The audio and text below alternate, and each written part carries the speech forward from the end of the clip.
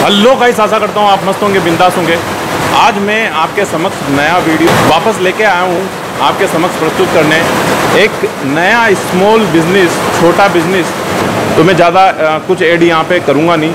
Sir से हम बात करवा देते हैं, आपके समक्ष प्रस्तुत करवा देते हैं सर को। सर स्वागत है आपका हमारे चैनल बम्पर कमाई में। तो सर सबसे पहले आप अपना नाम क्या है आपका, और आपके बिज़नेस जो भी काम कर रहे हैं, जो स्मॉल बिज़नेस जो भी आपका काम है, उस बिज़नेस का नाम क्या है वो एक बार दर्शकों को जरूर बताइए। सर मेरा नाम अब्दुल मन्नान है और मेरे फर्म का नाम मलिक फैशन के नाम से चलती है जी। और ये हमारा एम्ब्रॉयडरी लाइन का काम है, राजपूती ड्रेस हम तैयार करते हैं इसमें। थैंक यू सर, आपने अपना नाम बताया दर्शकों को। सर ये जो बिज़नेस आप कर रहे हैं, ये जो इसको कितने साल हो गए, कितने साल से ये बिज़नेस आप रन कर रहे हैं, वो एक बार दर्शकों को बताइए। हमें तकरीबन हो गए 7-8 साल हो गए ये काम करते हुए। ये वाला ही 7-8 साल से रेगुलर इसे ही कर रहे हैं। 7-8 साल से रेगुलर कर रहे हैं। सर इसमें क्या काम होता है? एक्चुअली मैं देख रहा हूँ इसमें, आप लोग भी पीछे देख सकते हैं। इसके अंदर सर बताएंगे क्या काम हो रहा है पीछे। एक्चुअली मुझे भी आइडिया इतना हो नहीं पा रहा, तो सर बताएंगे सर क्या काम हो रहा है। ये एक लहंगा बोलते हैं इसको, राजपूती ड्रेस है। एक राजस्थान में ही चलती है ये, वैसे तो जाने को कहीं भी चली जाती है, लेकिन ज़्यादातर जो है राजस्थान में पहना जाता है ये। हाँ, ये राजपूती ड्रेस है, इसको हम तैयार करते हैं। यहाँ पर हम वर्क करते हैं, कपड़ा हम दुकानदार ही देता है इसका, हम ओनली वर्क करके भेजते हैं इसको। अच्छा, इसके ऊपर जो ऊपर वाला जो वर्क डेकोरेशन बोलते हैं शायद, डिजाइनिंग होती है, डिजाइनिंग होता है एक्चुअली देते हैं कंप्यूटर से। एक्चुअली क्या इसमें डिज़ाइन होती है। डिज़ाइन मीन्स आपने देखा होगा, मेरे को ज़्यादा ऐड करने की ज़रूरत नहीं है क्योंकि आप समझ जाएंगे इस चीज़ को। लहंगे के ऊपर जो डिज़ाइनिंग होती है, डिज़ाइनिंग जो बनी होती है, वो सारी चीज़ें इन मशीनों के द्वारा और सर कंप्यूटर के द्वारा बनाते हैं और इन मशीनों पे उनका प्रिंट होता है। आई थिंक यही होता है सर मेरे हिसाब से। हाँ, यही होता है, यही चीज़ें सारी होती है। तो सर नेक्स्ट क्वेश्चन मैं आपसे पूछना चाहूँगा कि सर ये जो आइडिया है ना, ये आइडिया आपको कहाँ से मिला सर? क्या किसी ने या तो बताया होगा, या फिर आपने खुद ने डिसाइड करा, या फिर आपने कहीं से सीखा था, या फिर किसी को देखा था? क्योंकि हम जो लोग हैं, आइडिया कहीं ना कहीं से तो हमें मिलता ही है, कहीं ना कहीं से इंस्पायर ज़रूर होते हैं हम कि बोला यार ये चीज़ इसने स्टार्ट करी तो वो मैं भी स्टार्ट कर सकता हूँ। अभी आपको जो दर्शक मेरे बेरोजगार भाई देख रहे हैं, अगर वो आपके जैसे कुछ स्टार्ट करना चाहें तो वो आपको देख के स्टार्ट कर सकते हैं। बेसिकली आप स्टार्ट करेंगे, लेकिन इसमें आप अपना माइंड ज़रूर लगाइएगा। देखा देखी में कोई बिज़नेस, मैं हर बार बोलता हूँ, देखा देखी में कोई भी बिज़नेस स्टार्ट मत कर दीजिएगा। ये आइडिया कहाँ से मिला था आपको? ये देखो आइडिया शुरू में क्या फर्नीचर का काम करता था, और ये कपड़े का काम हमारा खानदानी समझ लो, एक खानदानी चला आ रहा है कपड़े का काम। दादा इलाई हम कपड़े का ही काम करते हैं, बेचने का। तो मैं यहाँ राजस्थान जयपुर में आया था, तो सबसे पहले मैंने फर्नीचर का ही काम यहाँ का किया। तो उसमें क्या इतनी कामयाबी नहीं यहाँ मिल सकी, तो फिर देखा यहाँ ये लाइन देखी, ये काम मैंने स्टार्ट किया।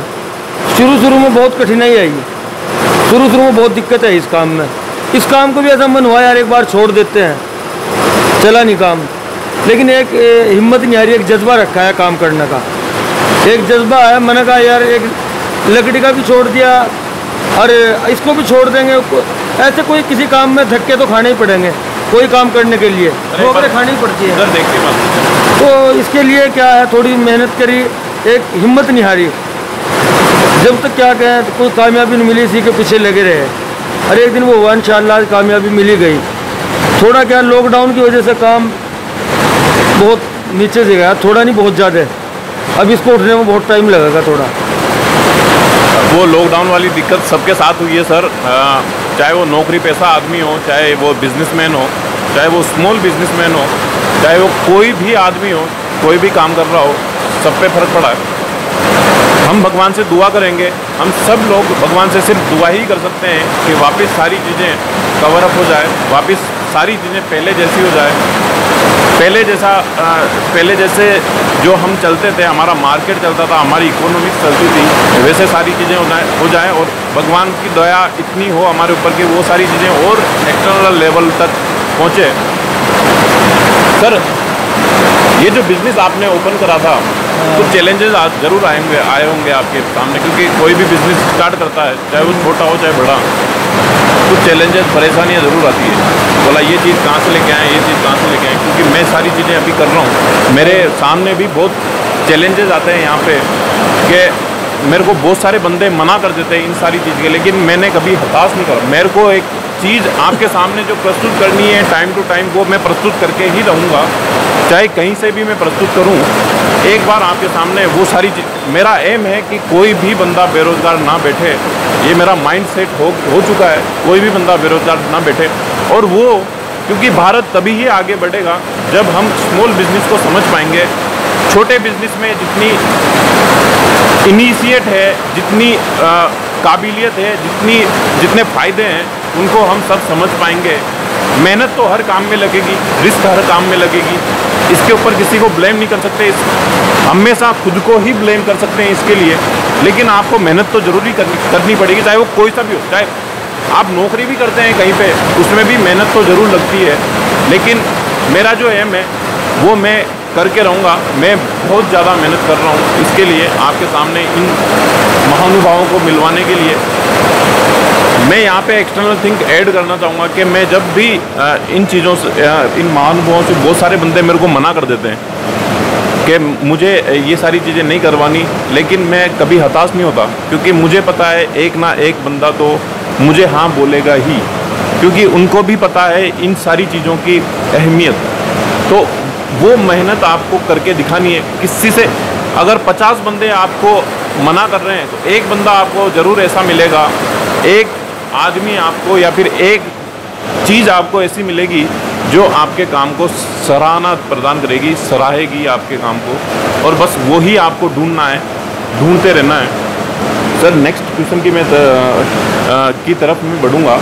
ये सर, आप जो माल लेके आते हैं, हाँ, ये माल कहाँ से आता है? अगर आप बताना चाहें तो दर्शकों को प्लीज़ ज़रूर बताइए। ये हमारा माल क्या है, बाहर से ही आता है। इसको क्या दुकानदार भेजते हैं, जोधपुर से, इधर बीकानेर से, जयपुर से, सिटी से भी आता है, यहाँ से भी।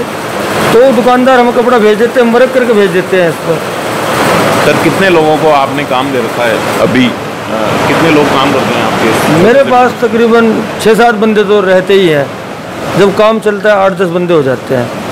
सर, नेक्स्ट क्वेश्चन की तरफ मैं बढ़ूँगा कि कभी हताशा आ जाती है आदमी के अंदर, कभी डीमोटिवेट आदमी हो जाता है, कभी परेशानी आ जाती है ना, तो डीमोटिवेट हो जाता है आदमी। हर बंदे के साथ ये ह्यूमैनिटी है, ये थिंक है कि हर बंदे के साथ परेशानियाँ ज़रूर आती है, लेकिन वो डीमोटिवेट आने के बाद आप उससे उभरने के लिए क्या चीज़ करते हैं, वो एक बार हमारे बेरोजगार भाइयों को जरूर बताएं। भाई, उसमें देखो, इंसान के बस में देखो कुछ नहीं है, करने वाली जात तो अल्लाह की है।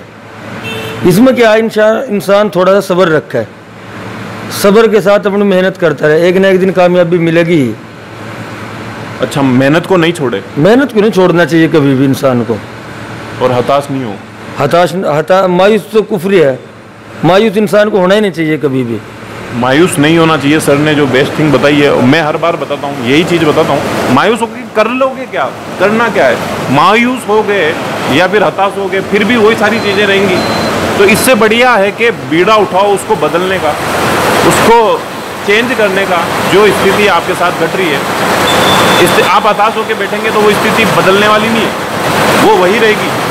इसलिए उससे लड़ना सीखिए आप। मैं हर बार ये सारी चीज़ें कहता हूँ आपको, हर बार मैं बताता हूँ कि आप लड़ना सीखिए। वो उन सारी चीज़ों से जीत आपकी पक्की ज़रूर होगी, निश्चित ज़रूर होगी। सर, नेक्स्ट क्वेश्चन की तरफ मैं बढ़ता हूँ। अभी जो लॉकडाउन हुआ था, पूरे वर्ल्ड के अंदर हुआ था, हर देश के अंदर इसने इफेक्ट डाला है। कितना लॉस हुआ, कितना इफेक्ट पड़ा आपके इस बिजनेस पे, वो एक बार लॉस तो क्या, लॉस आपको पता है, हम यहाँ तो किराए से रहते हैं, ये कारखाना भी किराए का ही है। अब किराए में समझ लो 5-6 महीने अभी होने को जा रहे हैं लॉकडाउन को, तो अभी तक भी कोई काम रनिंग पर नहीं आया। अभी 30,000 रुपये मंथली किराया भर रहे हैं, तो ये लॉस ही हो रहा है अभी तक।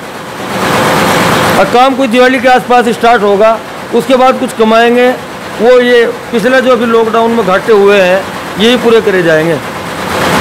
अच्छा, इससे पहले लॉकडाउन से पहले बढ़िया चल रही थी सर आपकी गाड़ी? लॉकडाउन से पहले अच्छा चल रहा था काम, बहुत अच्छा था ये, यानी कि हमारे बहुत काम का सीजन का टाइम था एक तरह से, जो जिसमें लॉकडाउन रहा है वो पूरा लॉकडाउन में चला गया। क्या अभी सर कपड़े का आपका मार्केट है, कपड़े की रंगाई छपाई, अभी क्या कपड़े की इतनी डिमांड भी नहीं रही क्योंकि शादियाँ वगैरह सब कैंसिल हो चुकी है लॉकडाउन की वजह से, वहाँ से लॉस हुआ है, हर बंदे का हुआ है ये सारी चीज़ें। एक बिजनेस का लॉस नहीं हुआ, हर बिजनेस का लॉस हुआ, एक देश का लॉस नहीं हुआ, हर देश का लॉस हुआ है। सर अब जो ये लॉस है, लॉस जो हुआ है उसका तो ऊपर वाला ही भरेगा, कैसे सारी चीज़ें, हम तो मेहनत ही कर सकते हैं, ऊपर वाला ही भरेगा। ये सारी चीज़ें कब क्लियर होंगी? फ्यूचर का प्लान क्या है सर? अभी इस तरीके से जो आपने लॉकडाउन के बारे में बताया, फ्यूचर का प्लान क्या है आपका? बस अभी तो देखो आराम आराम से हमने काम एक बार स्टार्ट किया है, वही जैसे आप पूछ रहे थे कि भाई जब हताशा होती है, परेशानी होती है तो कैसे हैंडल करते हैं, अभी वही टाइम है।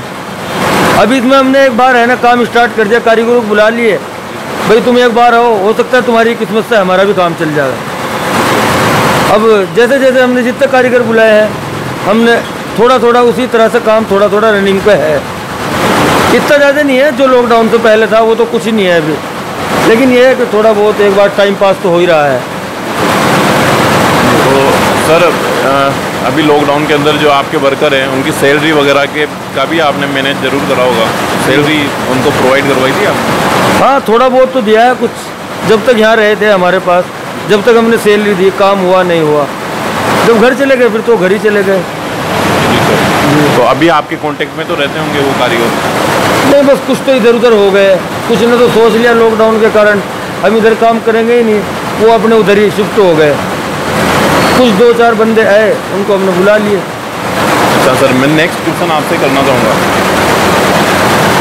आपकी नज़र में नौकरी बेस्ट है या फिर खुद का बिजनेस बेस्ट है, वो एक बार बताओ। भाई मेरे लिए तो देखो, मैं तो बिजनेस ही खुद का बेस्ट मानता हूँ, बाकी जो सरकारी नौकरी करते हैं वो तो सरकारी नौकरी उनके लिए बेस्ट है। प्राइवेट नौकरी? प्राइवेट नौकरी से अच्छा तो खुद के बिजनेस में दिमाग लगाए इंसान जी, खुद के बिजनेस में दिमाग लगाए, प्राइवेट नौकरी से अच्छा है। थोड़ा सा कोलैबोरेट और करेंगे, मतलब थोड़ा सा डिटेल में बताएंगे सर एक बार? क्या? ये सारी चीज़ें, ये जो मैंने कंपेयर वाला क्वेश्चन है ये बताया था, नौकरी कैसे बेस्ट है? देखो बिजनेस में इंसान है ना, आज अगर महीने में 10,000 के 15,000 कमा रहा, वो उसी बिजनेस में मेहनत करता रहे, उसमें एक दिन ऐसा हो जाएगा वो लाख रुपए भी कमाएगा। नौकरी अगर आज आपकी 10,000 है, आने वाले 2-3 साल में, 5 साल में 10 से 20 पहुँच सकती है, इससे ज़्यादा नहीं पहुँच सकती। इसमें बिजनेस की कोई हद नहीं होती है, इसमें कहीं से कहीं तक पहुँच सकता है इंसान। नौकरी आपकी आज 10 है, 5 साल के बाद 20 हो सकती है, इससे ज़्यादा नहीं होगी। हर इंसान बिजनेस में मेहनत करता रहे, इसमें पहुँच सकता है। Thank you so much sir, आपका बेस्ट देने के लिए, बेस्ट थिंग बताने के लिए, आपकी सोच बताने के लिए दर्शकों को। सर मैं ये पूछना चाहूँगा, ये जो मशीनें पीछे चल रही है, आप देख रहे होंगे पीछे जो चल रही है, सर इनकी रेट वगैरह क्या है, इनकी क्या रेट है एक मशीन?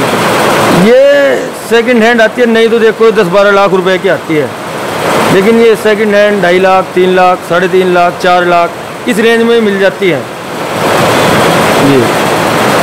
तो सर मैं नेक्स्ट क्वेश्चन पूछना चाहूँगा कि कोई आप ही की तरह कोई काम करना चाहें कहीं पे, पूरी दुनिया आपको आज सुन रही है, कोई आपकी तरह आपसे इंस्पायर होकर काम करना चाहें, तो कितना इन्वेस्टमेंट लगेगा इस बिज़नेस के अंदर, कितना क्या परेशानियाँ झेलनी पड़ेगी, क्या कॉन्टेक्ट, कहाँ से कपड़ा लेना पड़ेगा, कहाँ से क्या चीज़ें, वो एक बार सर? इसमें तो क्या, इंसान एक बार हर कोई तो देखो एकदम से कर नहीं सकता, इसमें थोड़ा पहले कारीगरी लाइन मारना पड़ेगा, पहले इसको सीखना पड़ेगा, इसमें थोड़ा टाइम दे के 1 साल, 1.5 साल, 2 साल इतना टाइम दे के उसके बाद इसमें क्या क्या फिर बिजनेस कर सकते हैं। इसको एकदम से स्टार्ट नहीं कर सकते आप, भले ही पैसे वाले हो।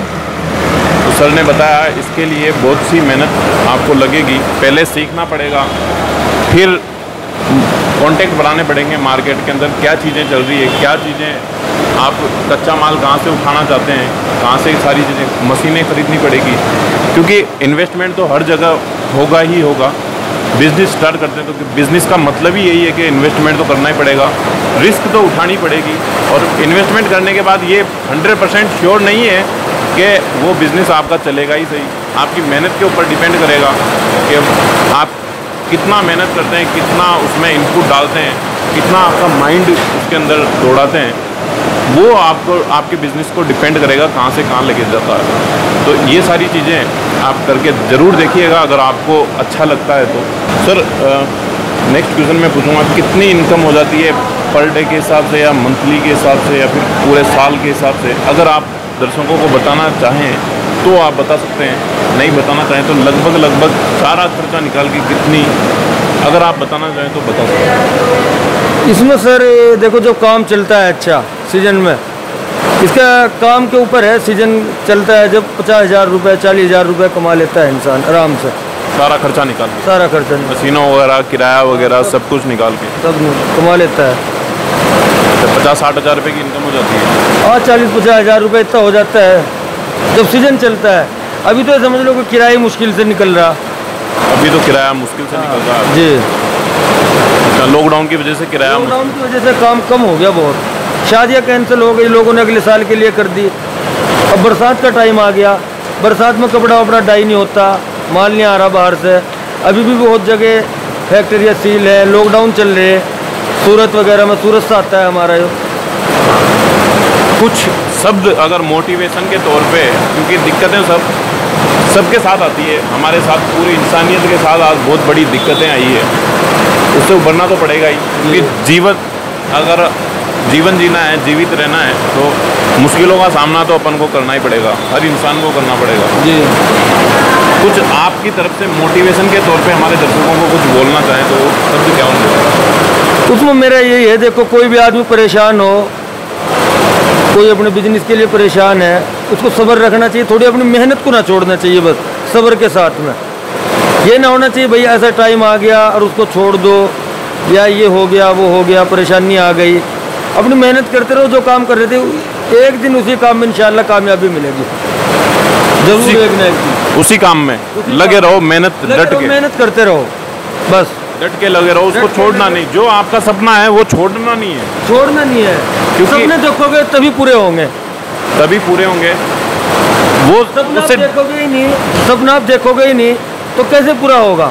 सपना आप देखोगे तो कुछ मेहनत करोगे, कुछ परेशानियां तो होंगी, देखो कुछ हासिल करने के लिए उन परेशानियों से घबराना नहीं है, सब्र के साथ मेहनत करना है और काम करना है, इंशाल्लाह कामयाबी मिलेगी। जैसे कि सर ने बताया, इतनी मुश्किलें आने के बाद इनके पास अभी सारी चीज़ें बिल्कुल डाउन चल रही है, फिर भी इनका स्किल्स ही वही है, इन्होंने सीखा ही वही है। अपने 7-8 साल इस बिज़नेस में इन्होंने दिए हैं, तो एकदम से ये छोड़ नहीं सकते उस चीज़ को। इसीलिए आप अपने ड्रीम को कैसे छोड़ सकते हैं? आपका कोई सपना है कि मुझे ये बनना है, ये बिज़नेस मुझे स्टार्ट करना है, तो आप कैसे छोड़ सकते हैं उस चीज़ को? मैं आज कैसे छोड़ दूँ? मेरा सपना है कि मैं आपको वो सारी चीज़ें दिखाना चाहता हूँ, प्रत्यक्ष दिखाना चाहता हूँ, और मैं आपको प्रमोट करना चाहता हूँ। मेरा ये ड्रीम है, मेरा सपना है कि आप मेरे साथ आप बढ़ें आगे, आप भी वो सारी चीज़ें करें आपके दिमाग से सोच के। तो ये मेरा सपना है, मैं मेरे सपने को कैसे छोड़ दूँ?